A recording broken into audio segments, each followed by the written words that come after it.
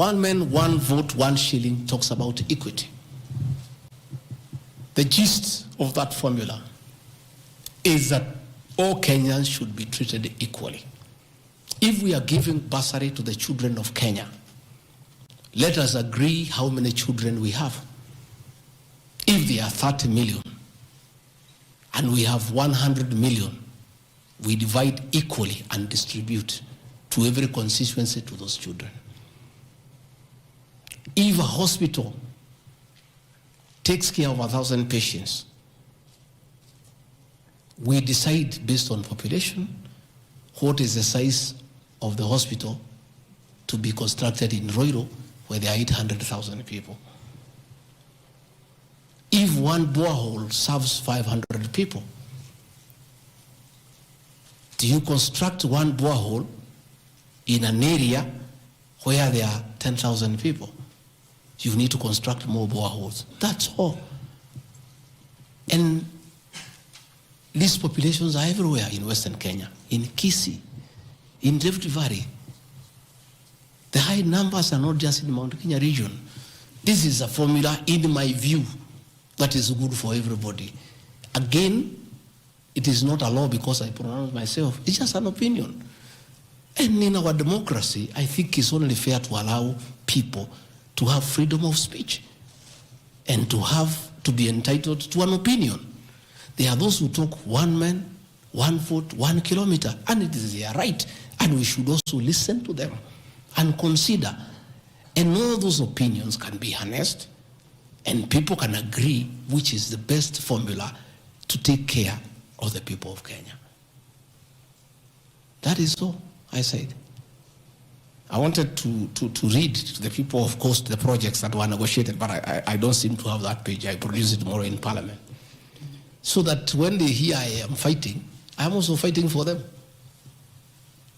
Mine, for the Mount Kenya and President William Ruto, we never wrote anything because I'm a very trusting man. So is my people. As we did word of mouth. So once in a while, we may argue kidogo kidogo because there's nothing written. So sometimes it's when people say I'm blackmailing the president, but I'm simply asking, my boss, we agreed the following, can we please do it? We agreed this on that, can we do it? We agreed that the people of Mount Kenya who had been given jobs by Uhuru will not be removed without being replaced. We don't seem to be honoring that. Can we honor it? We agreed where we needed to replace somebody who has not performed, we exchange 1 for 1. Can we do it?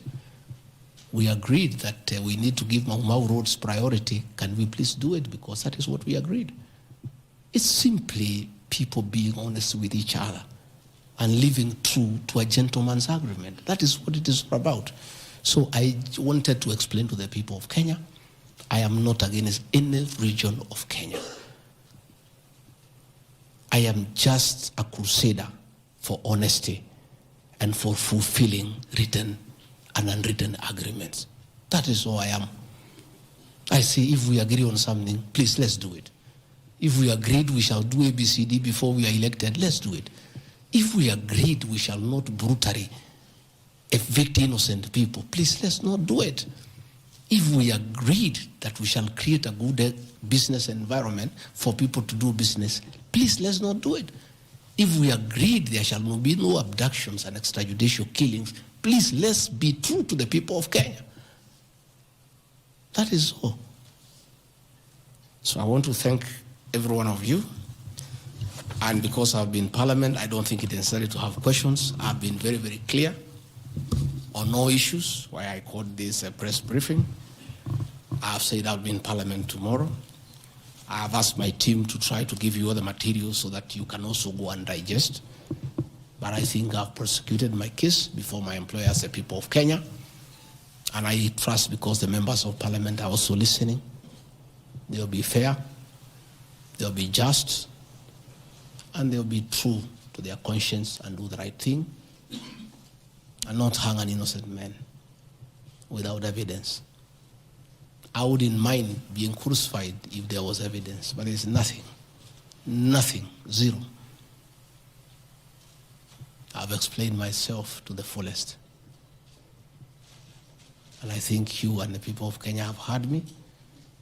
Let me thank all of you for giving me this time, and I appreciate the media for your role to inform the people of Kenya, to educate them, to entertain them, and keep them abreast with what is going on.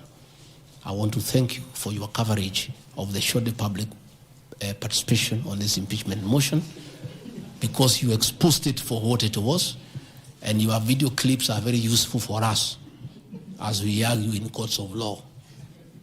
You guys are wonderful. You are good people. No wonder you are called the fourth estate. I don't know where we would go in this country without you. We would have so much impunity. We would go back to dictatorship without the media. I want to encourage you to continue to be the watchdog on behalf of the people of Kenya, to protect the Constitution with zeal, to uphold the rule of law, and to call out impunity and corruption. And I want to say, after this impeachment, I want the members of parliament now to focus on the corruption scandals around our country. The Adani scandal, the issues in public health sector, the glaring theft of public resources. That is what parliament should consider and take time. And that is what the people of Kenya want. And I really want to thank the media for being a very responsible watchdog on behalf of the people of Kenya. Please continue writing. Where Gachagua has gone wrong, please write. But always accord me the right of reply. Don't condemn me unheard. And I want to thank you tonight, because you have really written accusations against me. But I am also to blame because I never called you, isn't it? Now that I have called you, I want you to request you. Every accusation, put my answer. Is that not fair? Let the people of Kenya judge. You want to ask questions? Yes. But not outside this. Okay.